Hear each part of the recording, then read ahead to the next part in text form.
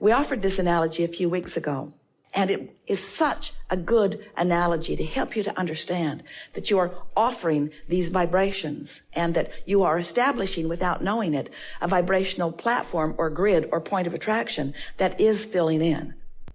And that you have control over what fills in, not once the momentum of it begins, but before the momentum of it begins. Because when you give your attention to something for as little as 17 seconds, momentum begins. And now another thought like it is going to join it, and another and another and another. And once you cross that 68-second point, you've got a pretty strong point of attraction going on that makes you feel like you want to create your own reality, but that you can't control it. But the reason that you often believe that you cannot control your own reality is because you're not tending to your vibrational frequencies in the beginning of the day when you're fresh and clear. You often just let life occur to you, and whatever happened sort of establishes the grid you're on. And then being on that grid, the momentum gathers, and then you come to a gathering like this where we say you create your own reality, and you say, well, maybe I do, but it doesn't feel like I'm creating my own reality. It feels like reality is creating me. It doesn't feel like I'm thinking my own thoughts. It feels like the thoughts are thinking me. And we say, that's because you're not jumping in and paying attention until there's momentum already established. You want to get out ahead of the manifestation. You want to get out ahead of the momentum. When you find yourself flying high and feeling good, milk it longer until you've established more of a pattern. And it is our promise to you, in time, you will be at this high-flying, good-feeling, grid frequency often enough that when you dip into a lower one, and you will because stuff happens, you're not blind, you're not deaf, you're not oblivious to what's going on in life. You're watching television. You're talking to your friends. You're aware of what's happening. All kinds of things are going to place you momentarily, temporarily, maybe even for a longer time than you want to, on these lower discs that are going to fill in with more evidence of where you are. That's all just fine. But every chance you get, if you're meditating, if you're making lists of positive aspects, if you're rampaging in appreciation, if you're watching for the things that feel good more and more, you will establish more of a chronic vibrational frequency in that higher frequency so that more of what's in your vortex will begin to fill in, and you will begin to feel two wonderful things. Empowerment, self-empowerment. Because you're in control of your vibration, therefore you're in control of your point of attraction, empowerment, and a feeling of worthiness. And we so want you to have those experiences, those emotions that go so tightly together, because you tend to not tend to your frequency, and then stuff happens that you don't like, and then you make such a wrong assumption that someone has deemed you inappropriate and now is giving you stuff you don't want as punishment for your inappropriateness. And there's nothing like that going on. It's that you've simply chosen a frequency that won't let on what you do want and does let on what you don't want. That's all. You create your own frequency. You create your own momentum. You create your own reality. You do. Don't you love knowing that? We love you knowing that. We love, love, love you knowing that. Well, there are a lot of reasons that it is valuable to know what you want, but we want you to look at it in a way that you don't usually look at it. So, since you are source energy in these physical bodies, and since being that extension of source energy, you've been sifting through the details of life and coming to many conclusions about wanted and unwanted, you've been launching lots of rockets of desire. You've been sifting the contrast just like you knew you would when you came. And you've been setting forth these rockets of desires, these powerful rockets of desires that have been accumulating in what we are calling your vortex of creation. Some of you have been listening to us and you really get what we're talking about. So since this vortex of creation has been accumulating, all of the desires that you have been identifying are already in place and have already achieved a state of being, a vibrational state of being. But what you want already is in that powerful vibrational sense. So since it already is, when we ask you, Do you know what you are wanting? What we're really asking you to do is to focus yourself into compliance, isn't the best word, but into resonance with your desire. When you know what you want, it's not missing. There's not a missing feeling of it. In other words, you're not worried about it. You're not doubting it. When you know what you want, you're vibrationally up to speed with the vortex version, and it is coming into reality for you more and more, into what you want to call tangible reality for you more and more, all day, every day. You following that? Because when you want it, but you're yearning for it, you don't know what you want. You have known it. You've given birth to it. It exists in a vibrational version, but you're not knowing it until there's resonance between you and your desire. And that is right there the most important distinction. That's the most important distinction in being a deliberate creator. Once you get that, you've got everything. You've been sifting and sorting. You get that. Sift, sort, sift, sort, sift, sort. Know what you don't want, know what you do want, know what you don't want, know what you do want. That's all perfectly logical. What you do want becoming a vibrational reality to which, in the beginning especially, you're usually, hardly ever, not a vibrational match to. You're not a vibrational match to what you want when you've launched it from your awareness of what you don't want. That's logical, isn't it? But you've got to find a way to become more and more of a vibrational match to this thing that has not yet manifested before it can manifest. And by manifest, we want to say before it can be realized by you, realized, before you can interpret it, before you can be in the right place at the right time, before you can be aware, before you can follow the clues, before you have the sense of it.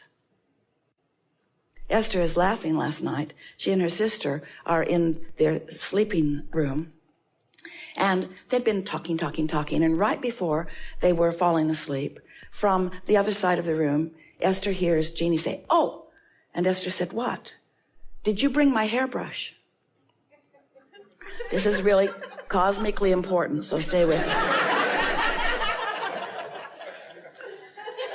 And Esther began to laugh because Jeannie had been there a month ago at her house and had left a round hairbrush on a shelf in the dressing room closet where Esther gets ready and when Jeannie is there when they get ready together. And Esther had not even noticed that brush. It had been in there for a month and Esther had not seen it. It was on a shelf that Esther doesn't use for anything else. There are other things on the shelf and Esther had not even seen it. But yesterday morning, as she was packing, she had her suitcase all packed. She had dropped it onto the floor. She was ready to drag it out to the car. And she turned around and looked at the shelf and saw a brush she did not recognize.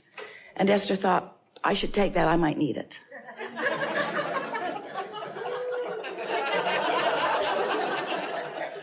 So she put it in her bag. And now, hours later, Jeannie is saying, "Did you bring my brush?"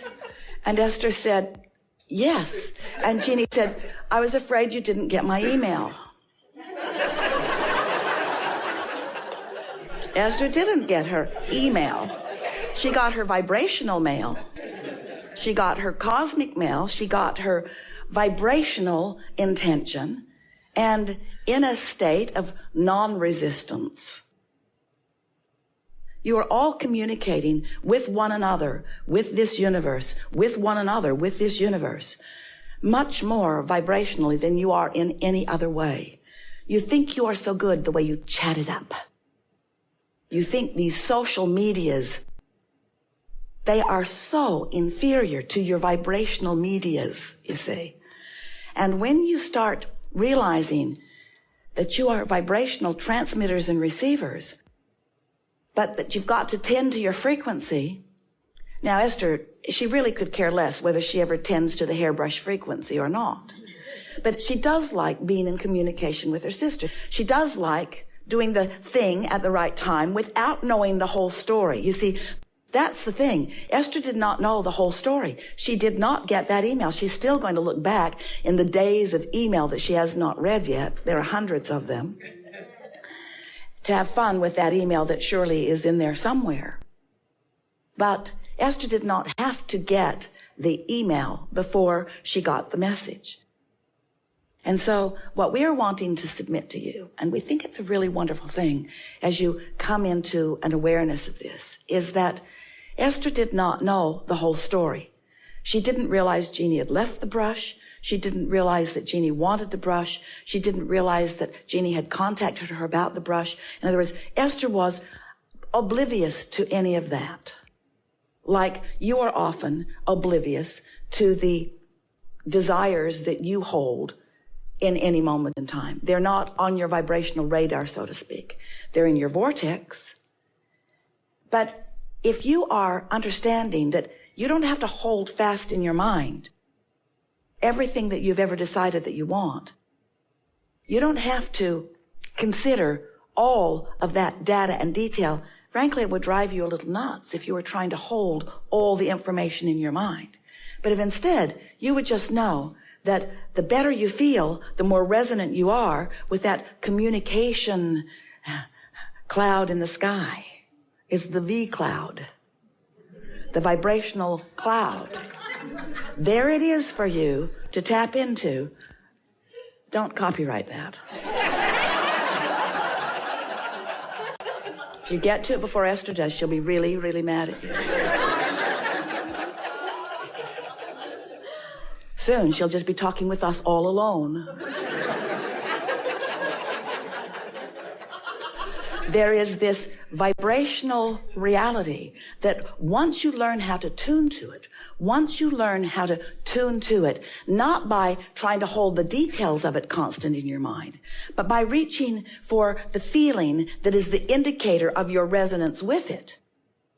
Once you are in constant or chronic or even often resonance with this vibrational well-being, then even though you didn't get the email maybe, even though you didn't get the letter, even though you don't even know the person that you're about to rendezvous with, even though you don't have those facts or those details, you'll be right person, right place, right time, often. Because there is a vibrational version of how you are moving toward what's in your vortex. So have you been listening to us for a while? Do you like knowing that you are the creator of your own reality? Yes. Do you like knowing that you are a vibrational being? Now that's big. Yes. You like all this seeing, hearing, smelling, tasting, touching, licking stuff. We know you do. We know you like all of that. But do you like knowing that you are a vibrational being? Because when you make peace with the fact that you are vibrational first, then you realize that you are creating on so many levels, and that the most satisfying part of it for you may be when it finally fleshes out into something that you call tangible reality. But there's so much pleasure to be had in molding the vibrational data of life, molding the vibrational clay of life. There's so much satisfaction in that along the way. And sometimes, frequently, chronically, most of the time,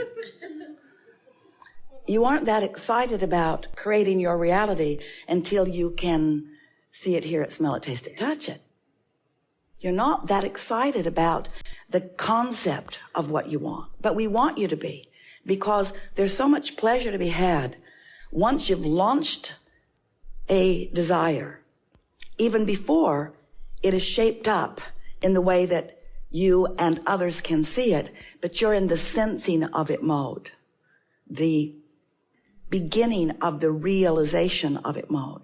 That's our favorite new word to describe what we know about this business of creating. It's our favorite new word. It's not new to you. It's new in the way we are expressing it in this unfolding of the laws of the universe.